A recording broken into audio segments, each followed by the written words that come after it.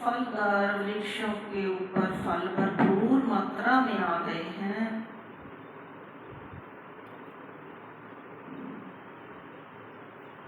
वनस्पति की पैदावार बहुत अधिक मात्रा में हो गई है क्योंकि धरा उपजाऊ हो गई है।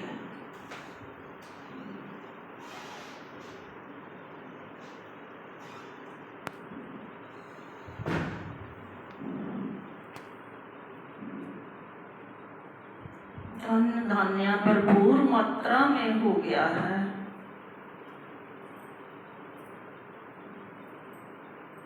बागों में रंग बिरंगे फूल खिल गए हैं।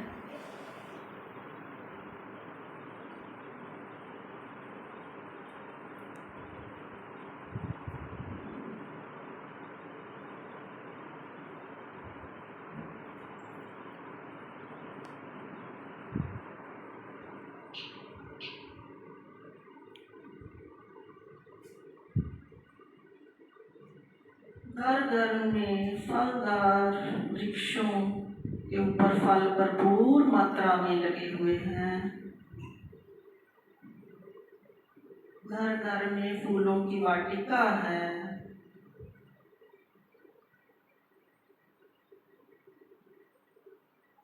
घर घर में गाय है।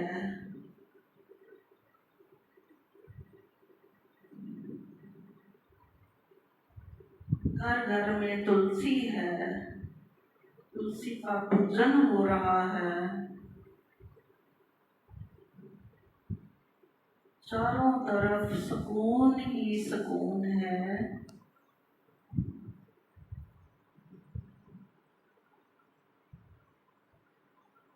चारों तरफ शांति ही शांति है।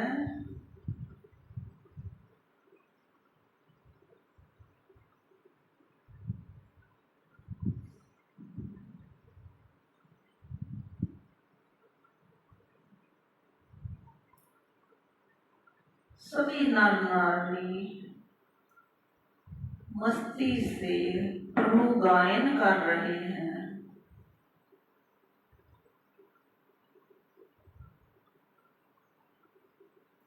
घर घर में सुख समृद्धि भरपूर मात्रा में है।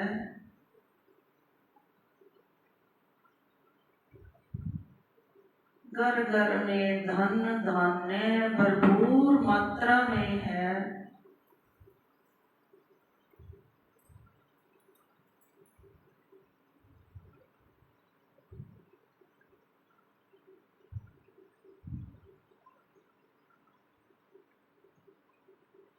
बागों में मोर नाच रहे हैं।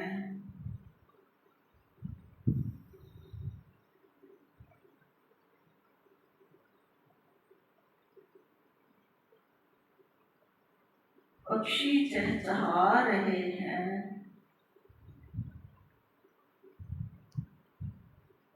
फूलों के ऊपर भंवरे भी गीत गा रहे हैं। बहुत सुंदर सुंदर तितलियां भी नाच रही हैं।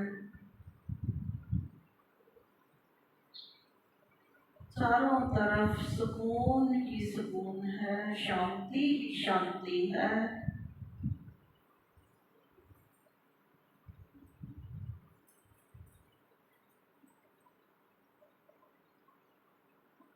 घर घर में सभी नर नारी वात्सल्य प्रेम का सुख ले रहे हैं।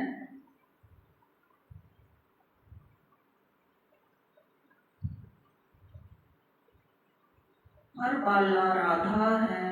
हर बाल कृष्णा है।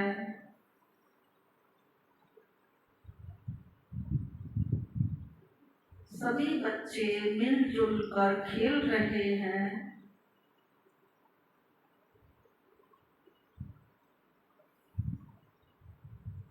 घर घर में भाई भाई का आपस में बहुत प्यार है।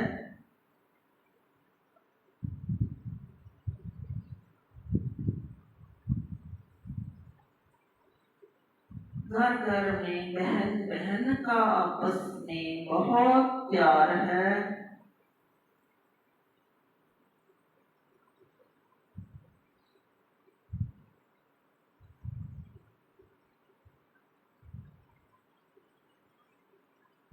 घर घर में भाई बहन का आपस में बहुत प्यार है।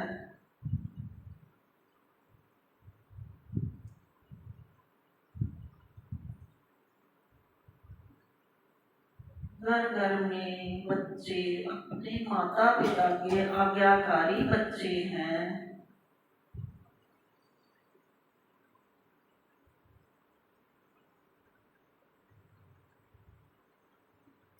घर घर में बुजुर्गों को विशेष सम्मान मिल रहा है।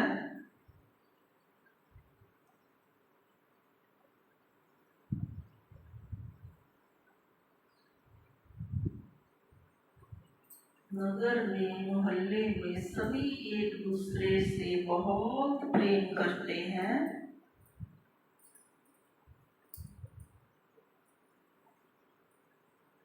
सभी एक दूसरे के बहुत ही सहयोगी हैं।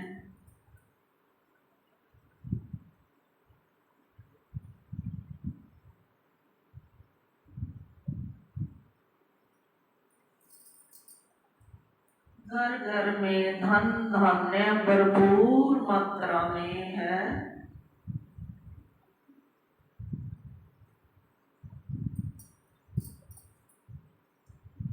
घर घर में सुख समृद्धि भरपूर मात्रा में है।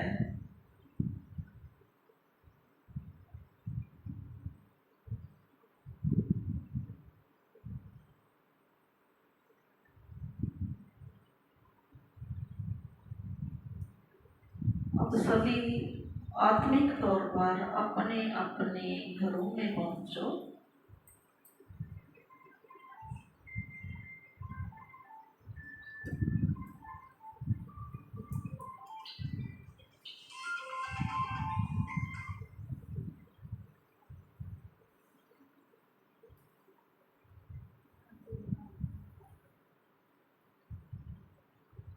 देखो आपके शरीर से कैसे प्रकाश की किरणें निकल रही हैं।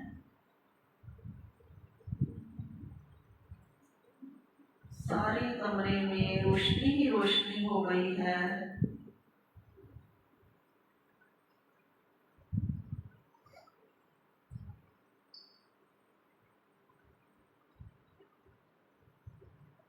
रसोई घर में पहुंचो।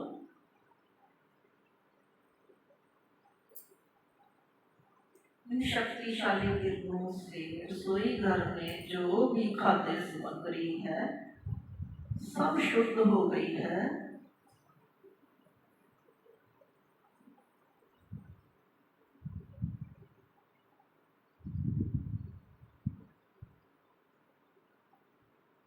आंगन में एक जगह पर बैठकर अपने पूरे घर में इन किरणों को फैलाओ।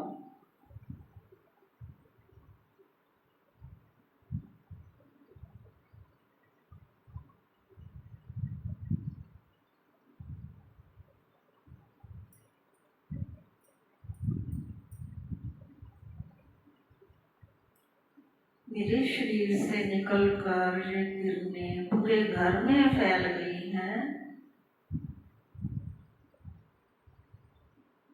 घर में जो भी नेगेटिविटी थी सब नष्ट हो गई है।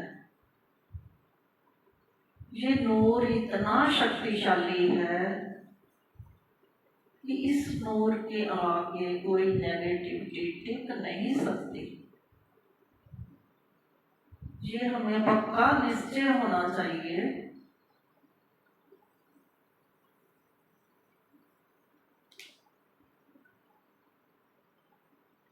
पहले तो निश्चय इस बात पर हो कि मैं सर्वशक्तिवान शिव पिता परमात्मा का ही अंश हूँ। अगर मेरे पिता सर्व शक्तियों के मालिक हैं तो मैं आत्मा भी सर्व शक्तियों की मालिक हूँ।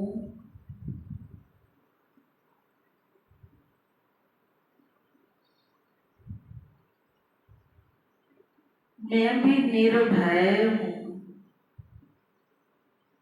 मैं आत्मा शक्तिशाली हूँ।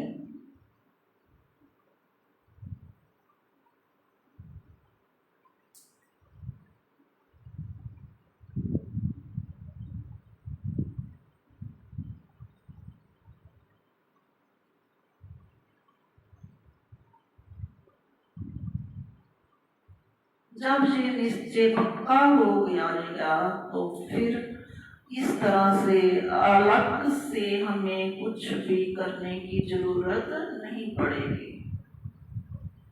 ये सब नेचुरल ही होगा। जैसे कि किसी का इंसानी जो जिस्म है, शरीर है, उसके पाचन क्रिया ठीक हो तो सिंपल भोजन से ही सभी विटामिन उसको मिलते हैं। सिंपल खाना खाने से उसका भोजन जो अंदर हर तरह का विटामिन खुद ब खुद बनता है, उसको अलग से कुछ भी लेने की, किसी विटामिन को लेने की जरूरत नहीं पड़ती। वो उसका शरीर जो है हृष्ट पुष्ट होता है, तंदुरुस्त होता है, क्योंकि उसकी पाचन क्रिया ठीक है। इसी तरह से जैसे जब हमें ये पक्का निश्चय हो जाएगा कि मैं आत्मा उस परम पिता का ही अंश हूँ, तो फिर मुझे अलग से कोई शक्ति, कोई कुछ भी करने की जरूरत नहीं पड़ेगी, क्योंकि मैं आत्मा तो हूँ ही शक्तिशाली, उस शक्तिशाली का ही अंश हूँ, तो फिर उससे कम कैसे हो जाए। ये सब नेचुरल हो जाएगा। कोई भी किसी भी किस्म की नेगेटिविटी मुझ आत्मा को जो है दबोच नहीं सकती, मेरे ऊपर कुछ हावी नहीं हो सकता। मैं खुद शक्तिशाली हूँ, क्योंकि उसका ही एक अंश हूँ। जैसे किसी हीरे का एक छोटा सा कतरा जो है, तो उसको भी उठाकर कोई कहेगा कि ये भी हीरा है, इसको भी संभालो। इसी तरह से मैं आत्मा उस परम पिता परमात्मा का अंश हूँ, तो मैं भी शक्तिशाली हूँ। तो इस बात को कभी भी किसी भी समय नहीं भूलना चाहिए। ये याद हमें अंदर, हमारे अंदर जो निरंतर रहनी चाहिए कि मैं उसका ही हूँ, मैं उसका ही हूँ। उसी की सोच, उसी के बारे में ही सोचना कि तो फिर कर्म का जो है हमारा कर्म योग में तब्दील हो जाएगा। फिर योगी की जो लेवल है, तो उससे बाबा कहते कि मुझे कर्म योगी अत्यंत ही प्रिय है। जैसे किसी कन्या की जब सगाई हो जाती है, तो वो कन्या उस अपने पति को देखती भी नहीं है, तो लेकिन उसके साथ ऐसी अटैचमेंट होती है कि वो उठते बैठते काम करते उसका जो मन है अपने उस प्रीतम की तरफ लग जाता है। तो वो उसको याद उसके अंदर निरंतर, वो हाथों से काम करेगी लेकिन उसकी याद उसके अंदर निरंतर रहती है। ऐसे ही मैं आत्मा अपने परम पिता परमात्मा का अंश हूँ, तो ऐसी ये याद कभी खिसकनी नहीं चाहिए।